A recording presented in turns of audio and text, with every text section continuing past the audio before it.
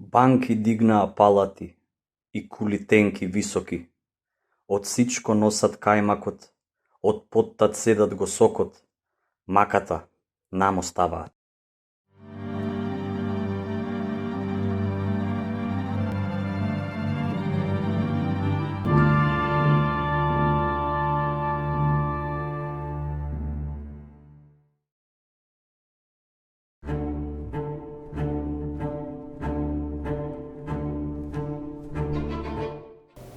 Ако немате пари, земете брз кредит. Тоа е решението кое што го нудат финансиските друштва, односно така наречени продавници за пари. Следејќи ги трендовите, се повеќе и поголем број на новоотворени финансиски друштва, не заинтересира секако да видиме кој е интересот на овие финансиски институции се повеќе и повеќе да се шират кај нас на пазарот. Иако со закон се овозможи основањето на финансиските друштва уште 2010 година, меѓутоа последниве 5 години нивниот број рапидно се зголеми, едноставно не заинтригира да видиме што се случува. Кога направивме одредена анализа на пазарот, да видиме какви профити остваруваат, од што се нивните профити, дојдовме до некои страшни бројки каде што видовме дека реално финансиските друштва од наплатени провизии на доместоци од корисниците на тие потрошувачки кредити заработуваат малтене, да речеме, процентуално повеќе отколку што заработуваат банките по тој ист основ. Откако направивме подетална анализа, видовме дека навистина има голем број на граѓани што користат вакви кредити, меѓутоа тие граѓани се едноставно презадолжени. И веднаш тоа што го направивме преку одредена анализа, го видовме на лице место веднаш што го основавме здруженијето. Дојдовме до клиентите што ни се обраќаат и начинот на кој што се постапува со нив, трошоците што им се наплаќаат по основ на овие кредити се страшни. А обично викат дека нели земете кредит, вратите истата сума, нема камати. Така, може да кажеме дека голем дел од финансиските друштва се користат за водничко рекламирање. Они рекламираат кредит со 0% камата, може кредитот е стварно со 0% камата, меѓутоа тоа што не им го соопштуваат на корисниците е дека позади тој кредит има голем број на административни трошоци, на доместоци што им ги наплаќаат. И секој може да направи математика и да види дека дури за едно просечно семејство тоа е големо оптеретување. А камоли за луѓето кои што имаат потешки нарушувања на менталното здравје, кои што по правило се сиромашни. Зошто се сиромашни? Затоа што се дискриминирани на пазарот на труд, не можат да најдат работа, но често пати се и работно неспособни, но лошо се третирани од семејството, често пати се сфрлени на улица. И сето тоа е дел од оној маѓевсан круг, значи социјална исклученост, но сиромаштија и ментални болести. Многу побогати држави од нашата држава се соочуваат со предизвикот на бездомништвото. Го трошат сето она што го имаат и се задолжуваат дополнително. Така да едноставно остануваат на улица.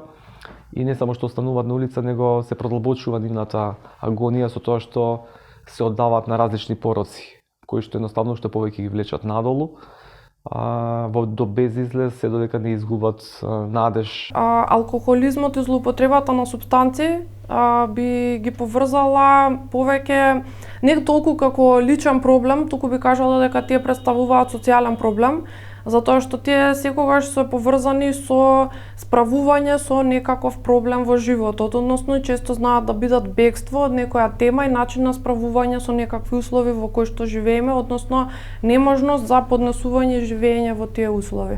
Тоа е за жал, па ќе видиме дали државата понатаму ќе превземе нешто. Јас искрено се надевам дека барем ќе успееме да издействуваме промена на законот за финансиски друштва, ако веќе е направена одредена штета, да се сопре, да не се дозволи се повеќе да се зголемува бројката на граѓаните што се презадолжуваат со овие кредити. Би ги нарекла, да. Точно.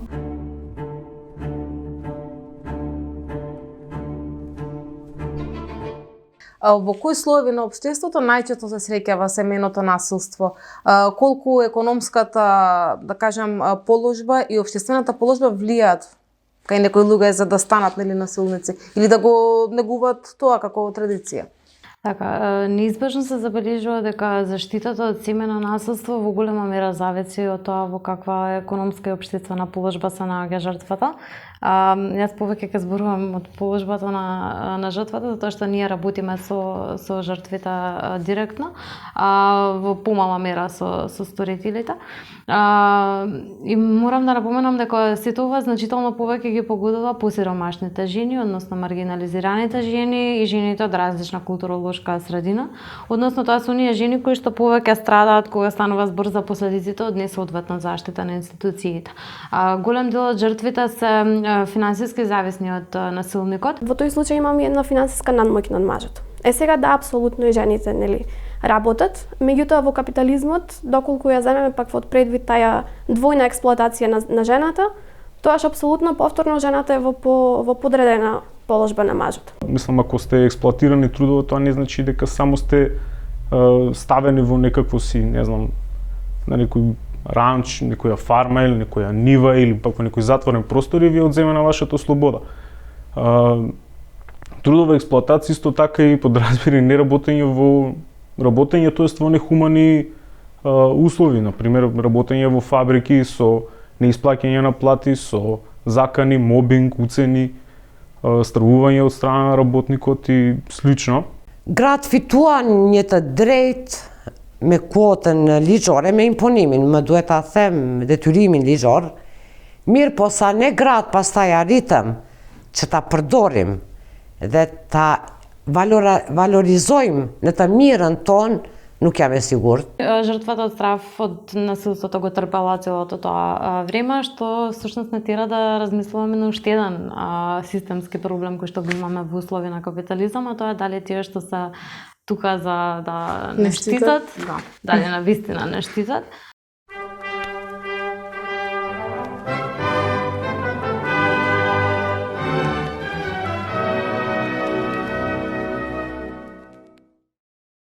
Излегуваме на протест за да укажеме дека не сме безбедни во јавниот простор, не сме безбедни дома, на улици, во болници. Тука сме пред МВР како прва служба од каде што почнува долгиот и често замрсен мултиинституционален лабиринт низ кој поминува жртвата на родово засновано насилство која се окуражила да го пријави насилникот. Луѓето кои што се тука, полицајците кои што се тука да го следат овој протест, се колеги на тие полицајци кои што бираат да селективно не го документираат насилството кое што се пријавува во полициските станици. Кога доаѓа девојка да пријави насилство, тоа го пишаат поплака или го нарекуваат надолишно однесување. Не е надолишно однесување, туку тоа е сексуално вознемирување.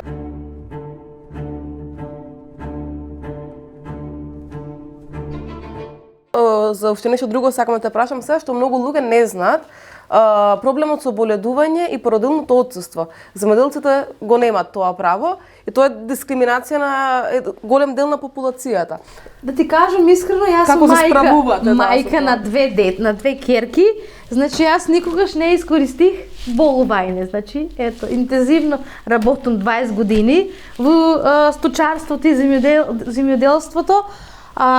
Значи јас породил 10,5 години интензивно го водам на татко ми. Значи бизнисот, значи сега година и пол сум без овци и со намален број на ама земјиштето го обработав. Значи јас никогаш не добијах боледување. Или породилно отсуство. Породилно отсуство. Да, никој пат. Значи не знаеш колку тешко ми беше на пример да одах негде, значи имаш малечки деца, имаш одговорност со стока, нели треба да одиш да завршиш некои работи, мора да најдеш некој да те замене, да ти ги гледа децата, за ти да одиш да испаднеш. Многу е тешко, на пример жена да биде носител на земјоделско стопанство, да организира се и да си препушта социјални активности, да шете. Значи, ако немиш кој да те замене, ти не можеш да одиш. Без разлика, значи, за сточарството кажувам дека сточарството сега моментално е долна работа. Никој не саке да те замене. Значи, никој не саке.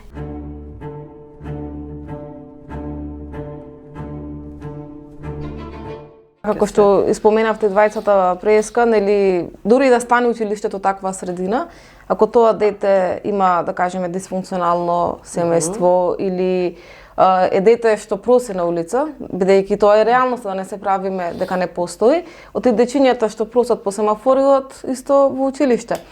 И се Некои од нив и не и некои од нив и не одат. И кога излегува детето од училиште оди после да проси, колку може да се вклопи во таа средина и не Тоа може е структурното насилство Да. за кое што зборував на почетокот. Значи ние ако имаме институции кои што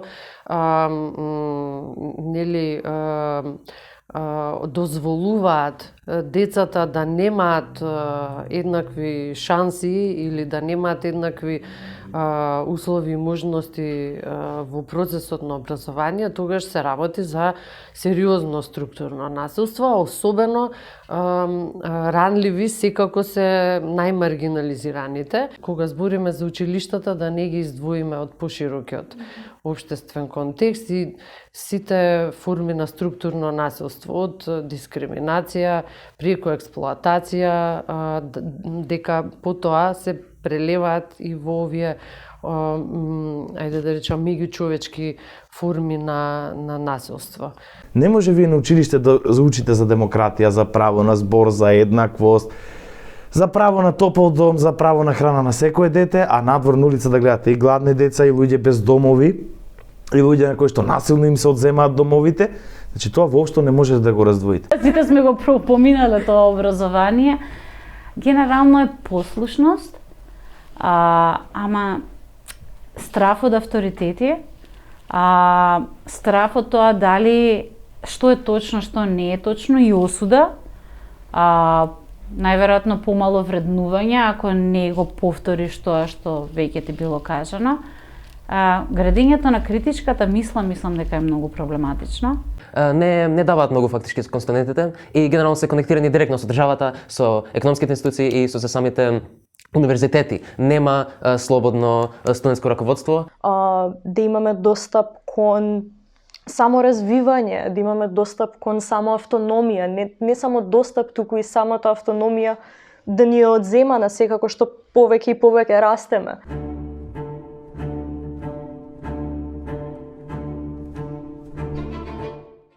Дали помина времето на Кочо Рацин, на Лорка, го спомна на Назам Хикмет, или дали повторно може народот да се мобилизира преку поезија, преку социјална поезија, дали таа би станала повторно револуционерна?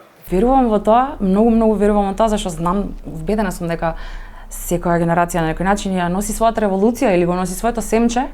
Темите може да бидат различно, моментот каде на површината тоа ќе избликне, може да биде различна позиција за секого, меѓутоа верувам до ден денес во револуционерниот потенцијал на поезијата. Мислам, навистина пред скоро време бев фасцинирана на една шпанска поетеса која што имаше песна што се вика Како сака сиромашниот, и песната почнува сиромашниот сака со рацете.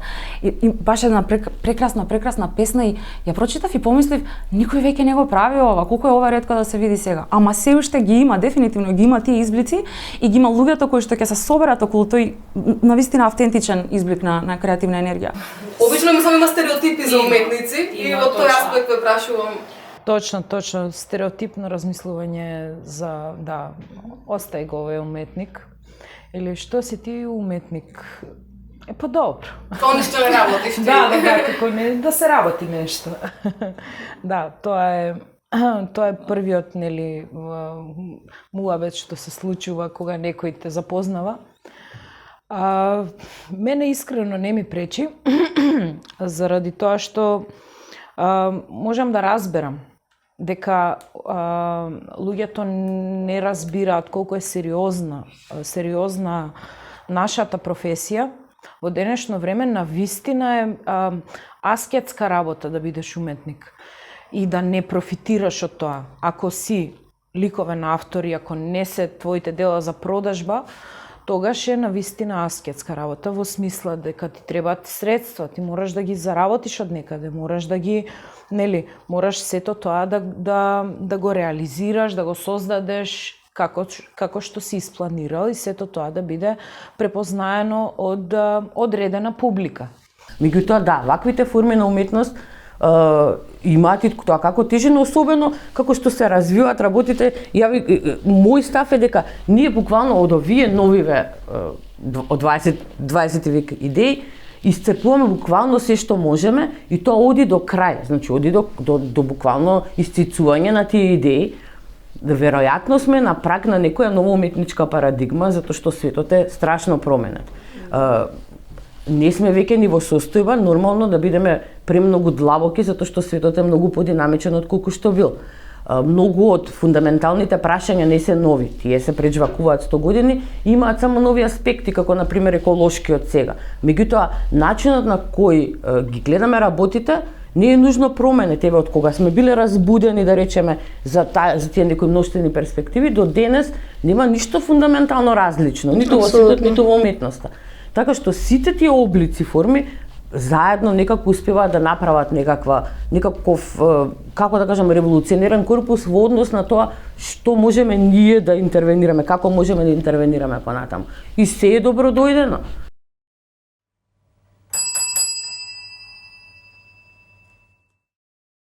Според мене како да се сменат нештата, јас повторно ќе тргнам прво од личното воспитување на човекот и од личниот стремеж на човекот.